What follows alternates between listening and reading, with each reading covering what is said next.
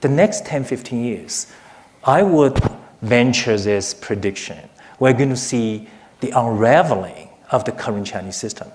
The biggest challenge for the US actually is not to be afraid of China's rise, but to be afraid of China's unraveling. 大家好，我是老吴，今天想和大家一起重温一场非常经典的辩论，时间是2012年。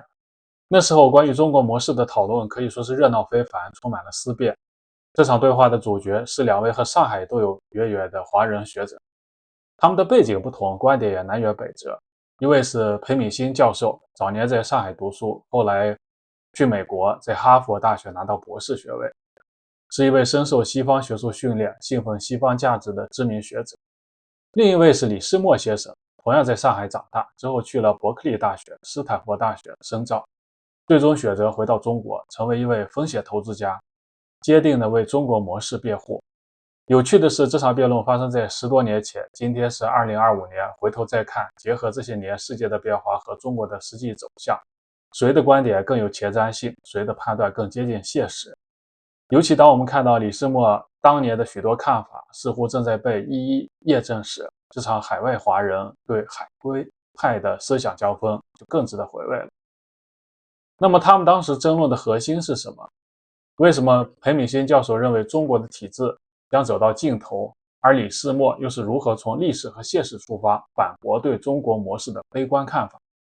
接下来我们一起走进这场发生在2012年的精彩对话。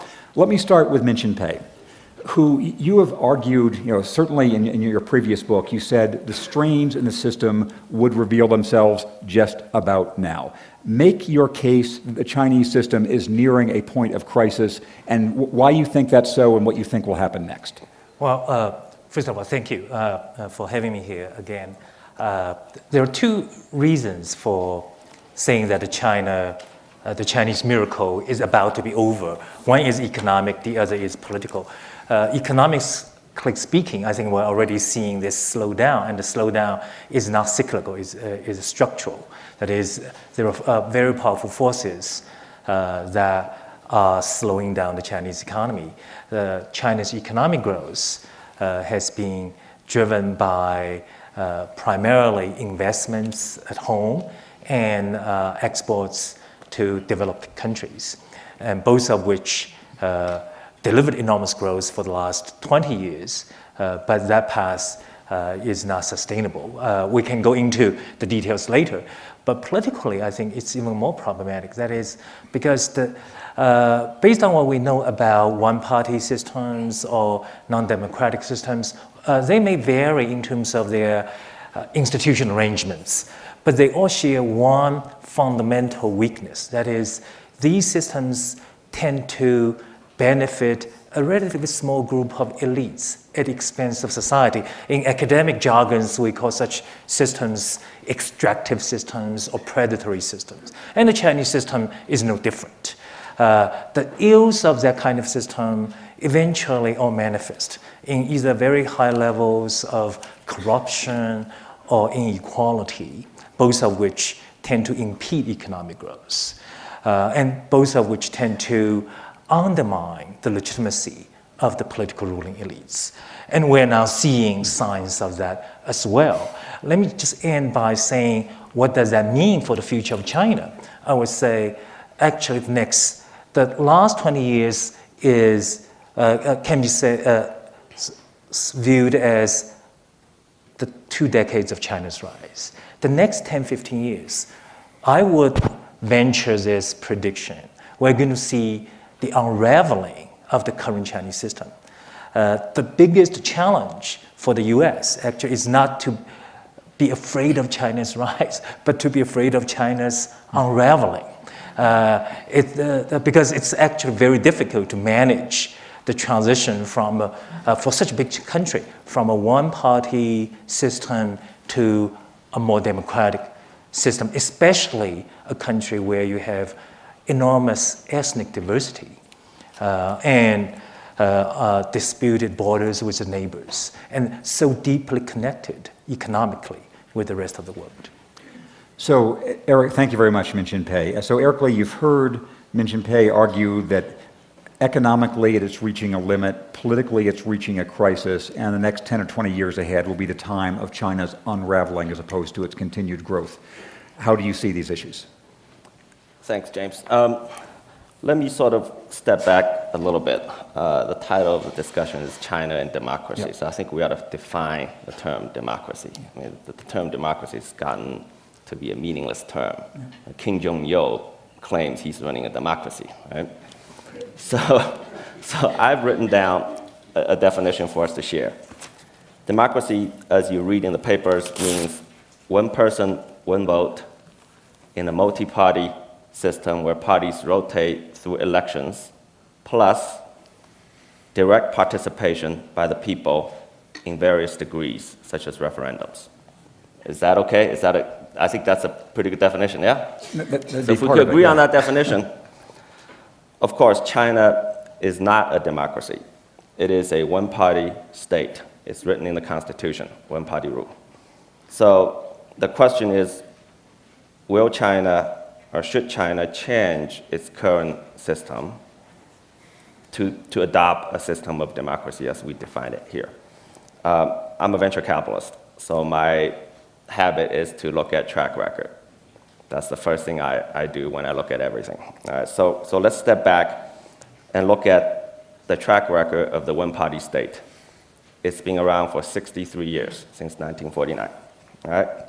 So in 1949, as you know, the country has suffered for a century of foreign invasions and civil wars. A lot of people were dying. A 2,000-year-old civilization is completely shattered. Average life expectancy in 1949 was 41 years old. Okay? Literacy rate, 15%. GDP, irrelevant. Okay? Today, this year, 2012, life expectancy 75. And by the way, it was already 65 in 1979 when Deng Xiaoping took over and started reform. So a lot of people tend to separate the two. I don't. Yeah. Okay, 1979 life expectancy had already gone from 41 to 65. Literacy rate today, 80%. In 1979, was already 70%. And among the young people is 100%. All right? GDP, of course, I don't have to mention, you read it in the paper, average income, all of that. Of course, monumental mistakes had been made, but I think they dwarf in front of before the achievements. So I'm a venture capitalist. I'm having a board meeting. You've got a company who were in bankruptcy, had been turned around like this one. And if someone comes to me and proposes that we ought to fire the CEO, change management team, and adopt a new management system, I'd be looking at them and say, let me try what you're having. What's going on? Yeah. China's ability to adapt, crisis, of course, it's got enormous challenges. Like everything Minxin has mentioned, I agree to. But think about 1970s, the Cultural Revolution. How big a challenge was that? What kind of crisis was that? It didn't collapse. It went on to achieve and become the second largest economy in the world under the one-party system.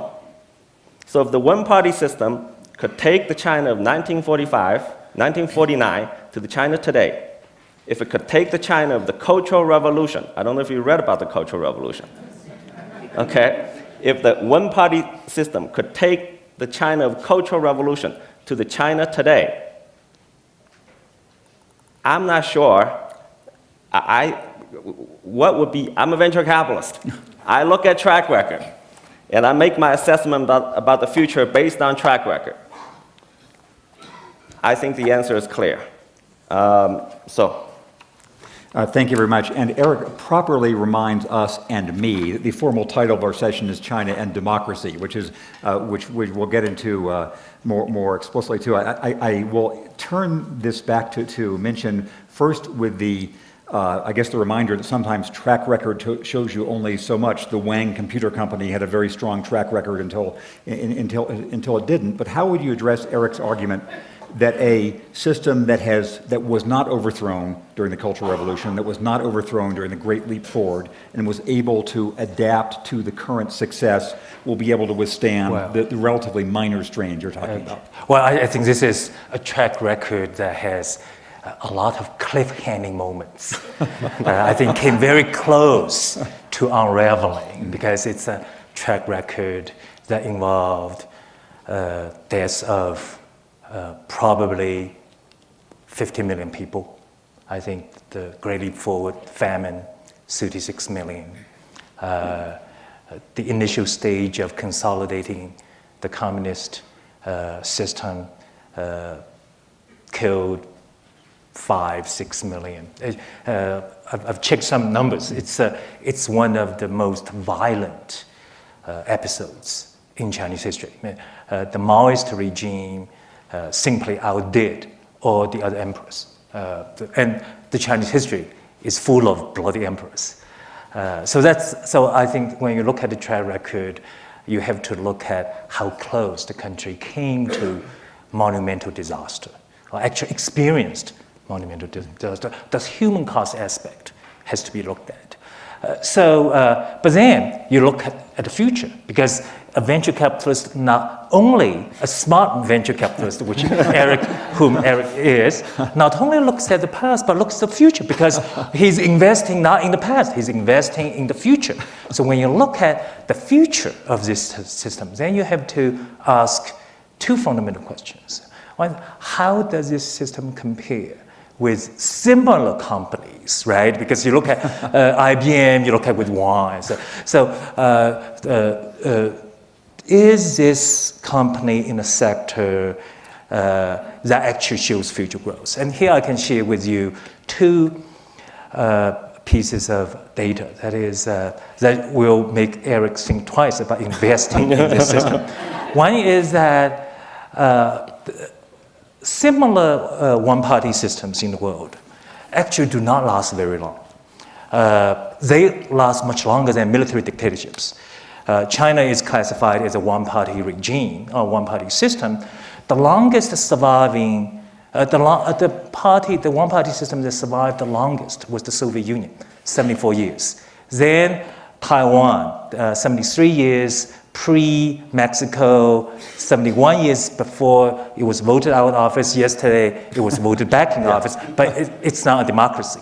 So you have now, the system has been in place for 63 years. So if you believe that there's something to this 70-plus year upper limit of its lifespan, then you have to worry.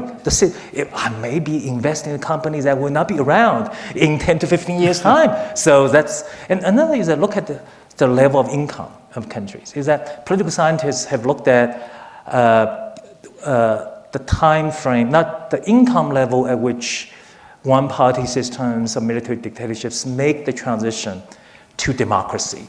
And there's a rule. Once income hits 6,000 per capita in purchasing power, very few non-oil producing systems can survive, maintain one-party system. So China today is $8,500 in terms of PPP. The world has about 180 countries. 120 of them are electoral democracies, which means they elect their national leaders. China is, there are about 25 countries richer than China. 21 of them are oil-producing countries that are not democracies. There are only about 4 countries that are not democracies and not oil-producing countries. What are they? Singapore, Tunisia, Lebanon, and Belarus. In other words, China is already in a group of countries where 2/3 of countries are already democratic. So if Eric looks at this company, this is a company with enormous political risks, shall I still put money in? Well, so just respond to that. That's what they said about Apple Computer 10 years ago. Everything was going to be open system. Steve Jobs is going to flop. Of course, he proved everyone wrong.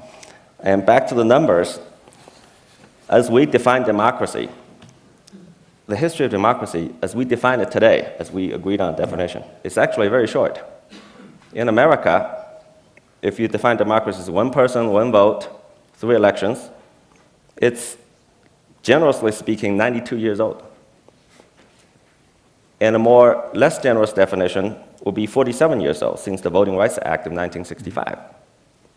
So one person, one vote has a shorter history than the one-party state in China. It's certainly shorter than even the shortest dynasty in Chinese history. So that's one thing. So I wouldn't be so optimistic about democracy. I think we ought to compare both vertically and horizontally. So let's compare horizontally. Look at I would say, however, the ideas of democracy had contributed a great deal to the rise of the West as the world's dominant power, but it is now in big trouble in both America and Europe. Electoral politics is in disarray on both sides of the Atlantic. It's captive of money and special interests. Political system is completely incapable. The electoral democratic system in the West and the developing countries are completely incapable. Proven itself so far, you could still fix it, but so far incapable of dealing with the monumental challenges and distress that they're experiencing right now. I look at back to some numbers. I jot down some numbers. Okay.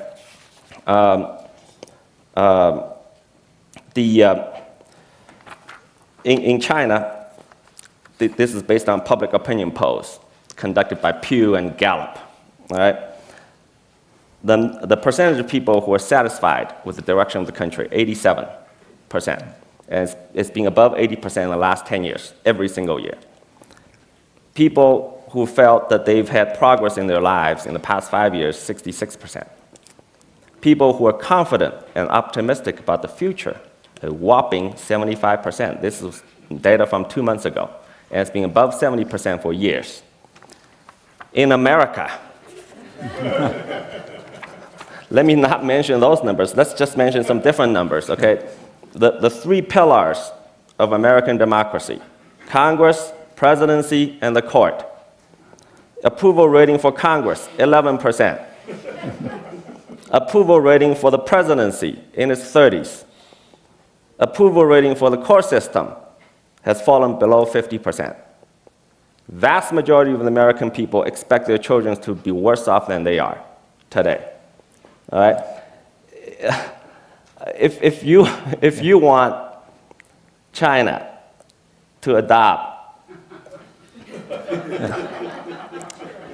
this is like asking Apple to turn itself into RIM.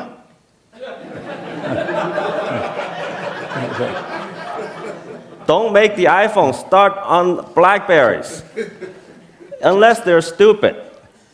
So let me ask a question about that. And with respect, I think comparative superpowerdom is probably not the most fruitful avenue for us to go down, even though we've all spent our time in that. The point that Minxin was making about the political tensions evolving now, so let me just finish this, about whether it has been so far very effective, the degree of corruption has been very effective. Is it, in your view, is there anything about the recent scandals and corruption scandals, political scandals, which is different from the last 10 or 20 years and will change popular support? Corruption, that's my favorite subject. Yeah. So I live and do business in China. I've been doing so for the last 20 years. Corruption is a major problem, big problem, okay? And the party itself, is the last one to say corruption is not the problem. They're saying it every day on the front page of People's Daily. Corruption is a big problem. But I think we got to put it in proper context. Horizontal, vertical. Okay, the data I like to use is an American organization called Transparency International, TI. They rank countries every year based on corruption, the clean and not clean, whatever, every single country. The top 20, which means the cleanest, top 20 countries, all of them except 4 are Western countries, developed world, okay? The 4 countries that are non-Western are Japan, Singapore, Hong Kong, and Qatar. 3 out of 4 are authoritarian regimes. 3 out of 4 non-Western countries ranked top 20. China this year is ranked at 75. It's been moving up. It was in the 80s, gradually moving up to 75. All right, so I think the key here is what is the source of corruption? Is it inherent to the political system or is it a byproduct of development? So Greece is ranked at 80, a democracy, below China. India, 95 and dropping, a democracy. Philippines, 129. Indonesia, 100 electoral democracies, all of them. Argentina, 100. Italy, 69. All right? So is corruption inherent to the political system, or is it byproduct of rapid development? So a vertical comparison I like to do is to look at America 100 years ago, when it was very similar to China today. Rapid industrialization, rapid urbanization, and there are 3 movies I love about that period. Let There Be Blood, Gangs of New York, and Chinatown. Okay, 4 families controlled the entire economy of the entire state of California. Think about that. Yet, it moved on and solved these problems when it was growing. So vertically, horizontally, I'm not saying China's system is perfect, but I think based on track record, it should have at least as good a chance of solving the problems of corruption as any other system.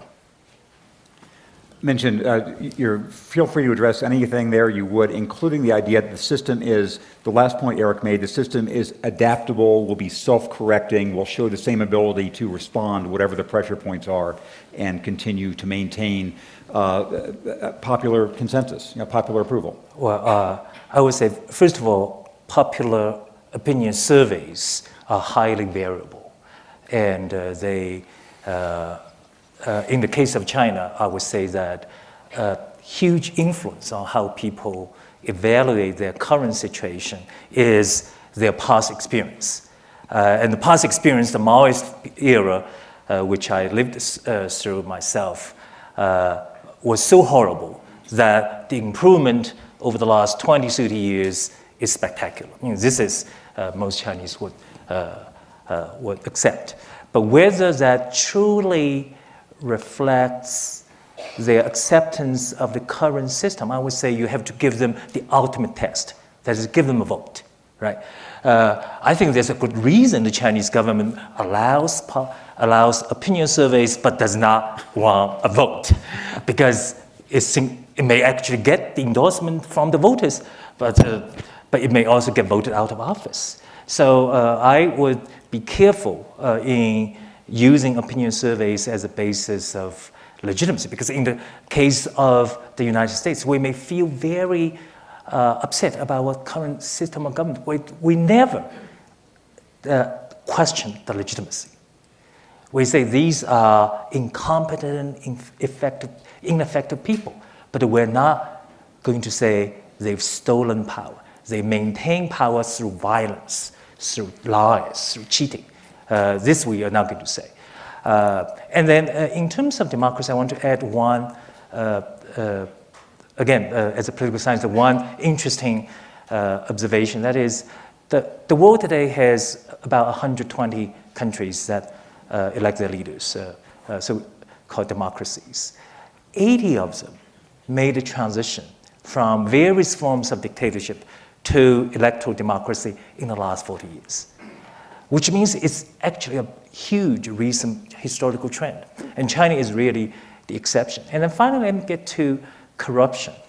I admit corruption exists in all political systems, but we observe one thing, is that in democracies, the countries listed as the least corrupt, the majority of them are democracies.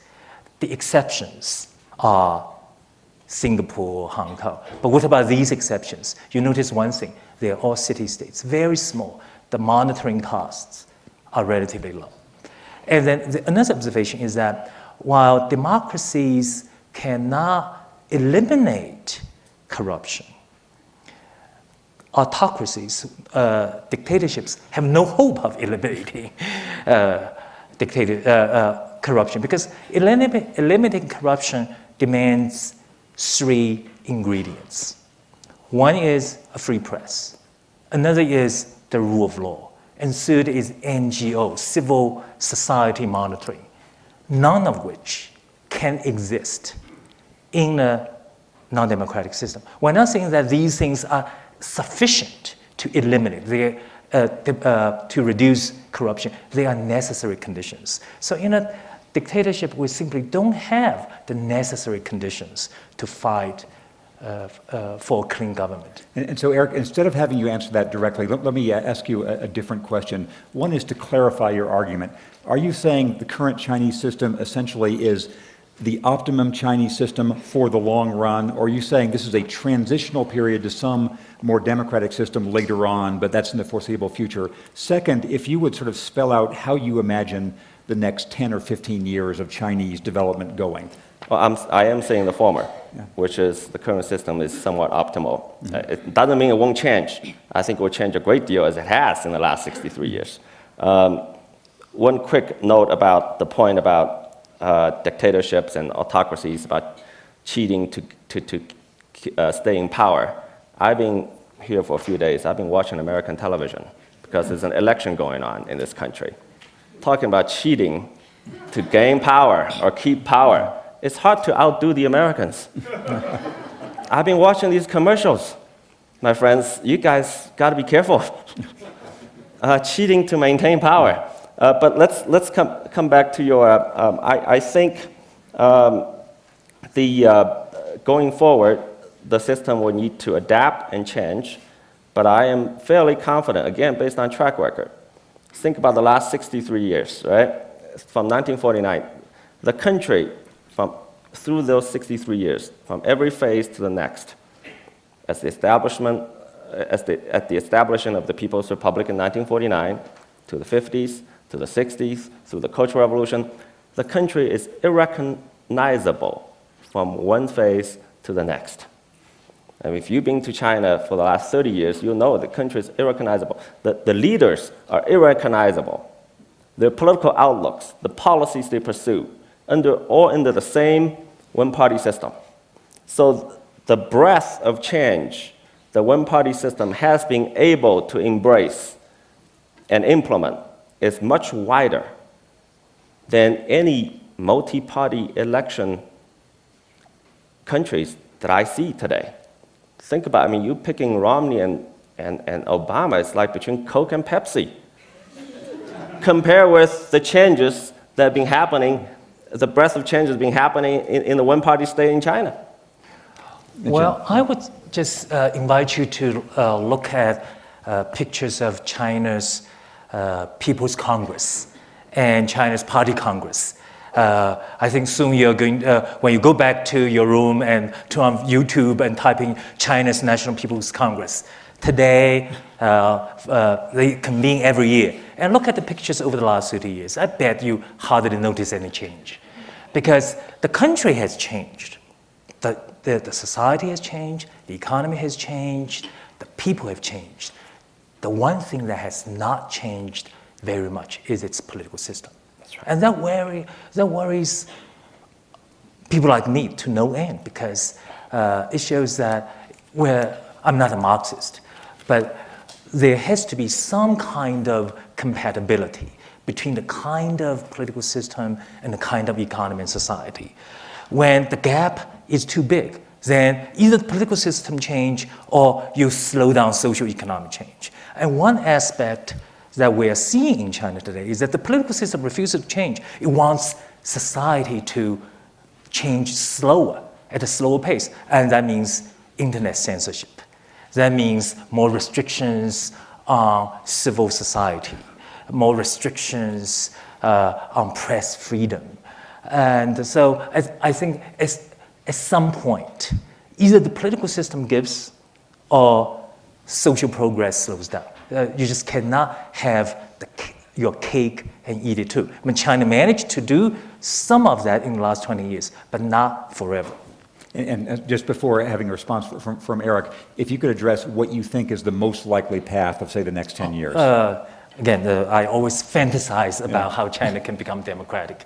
So let me share with you one of those fantasies. A possible path is the economic performance is the key. If economic performance stays as good as it's in the past, then there's one particular path of transition. But if the economic performance in China for the next 10, 15 years deteriorates rapidly, as a lot of people believe, if China does not make the necessary economic changes, then I think the Communist Party will find itself facing rising social discontent, and the party's elites will split, because some of them believe that the party will have to change, and some of their colleagues will disagree, so there will be a split within the party. And then part of the splinter group will try to tap into social discontent to gain political edge. So you're going to have reformers versus conservatives, that kind of fight splitting over into the open. And that can start the transition process. No transition to democracy in the world has occurred without the split of the ruling elites. And I think China will not be the exception. Yes. So on this question of split in elite politics or social tensions, or you were wanting to respond to what Minxin was saying earlier. Well, I think the party is, I think it's a fallacy to say that China's political system has not changed. If you've gone to China consistently in the past decades, the country is irrecognizable from 10 years, 20 years, 30 years, or 40 years ago in every walk of life. And just by definition, it would be impossible if significant political reforms have not been occurring. Of course, I think you ought to look at the pictures of the ruling class, of the Politburo, and you will notice enormous differences. A big one, an easy one, is they're younger. Why? Because they instituted term limits. Huge change, huge institutional adaptation. Term limits around the country. This was adopted, 20 years ago and continue to improve. Okay, so that's just one example. If you look at the decision-making process within the bureaucracy, at the provincial level, central government level, city level, it's completely different from 20, 30 years ago. When they promote people, they can, I'm associated with a polling company in China. It's the largest private polling company in China. Do you know who their biggest customer is? They do work for Procter & Gamble, all these companies, but the government. Not the central government, not just the central government, provincial government, city government, down to neighborhood districts. They're conducting polling every month. Are you happy with the street cleaning? How are you happy with college education? What your concerns are? And the officials, when they move up the ranks, it's a big thing when they evaluate officials, when they promote them. Unheard of 20 years ago, or even 10 years ago, but it's happening. So enormous changes are taking place within the political system. That's not being reported because I guess Western reporters are not interested in that. They are much more interested in a dichotomy, democracy, wonderful, dictatorship, terrible. And So let me ask, I'm going to go to questions from the audience soon. I just want to ask one or two more questions here. This is one for Eric that I'd like to hear your response, then Minxin's answer. Each society has certain indicators which are worrisome for its long-term health. In the United States, it's the polarization of income, the decline of the public sphere. I would think in China, one of the indicators would be the way in which the ruling elites increasingly seem to have their assets, their children, their interests outside China and other parts of the world. What significance do you place on that? So many of their offspring are in the US and Britain and Japan. I think it's significant. It's a big issue that needs to address. It affects the legitimacy of the political system, but I think it's being overplayed. The pie is growing so big that I think what's happening in what you're mentioning is a marginal effect. But it's significant. It ought to be addressed. Second is I want to come back to the question of legitimacy. I think it's a fallacy to equate election with legitimacy. In the vast majority of countries, electoral democracies in the world, governments get elected and they fall immediately below 50%, even 40%, down to 30%. Now, what kind of legitimacy is this? I mean, election voting is a legal concept. It's like if you sign a piece of paper that gives your consent to a sub-mortgage loan. Is that legitimate? It's not morally legitimate, but it's legally binding. It's legally, so there's a difference between legally binding consent and moral legitimacy. So, Minxin, would you address that point about legitimacy and also these signs of high-level expatriation from China? Yeah. I think legitimacy is a much more substantive concept than popularity. I think, again, take the example of signing a contract. You sign a contract, you regret, later you regret, but you do not believe that you were under duress.